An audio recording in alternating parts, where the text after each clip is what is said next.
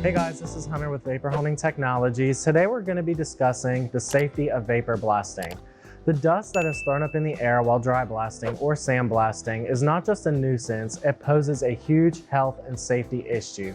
When dust is in the air and you don't have the proper protective gear on, you can inhale this dust. You may not think this is a big deal, but this dust is very toxic to the human body. This is why vapor blasting is allowed in places like the United Kingdom and Europe, and sandblasting is banned. Also, dust can create a dangerous environment if you're working with oil. As the clouds of dust kick up, it can create a fire with the oil, and that's not something you want when you're working. You will not encounter this danger while vapor blasting because the water weighs down the dust and it's not allowed to escape the cabinet. For more information, please call the sales team at 828-202-5563.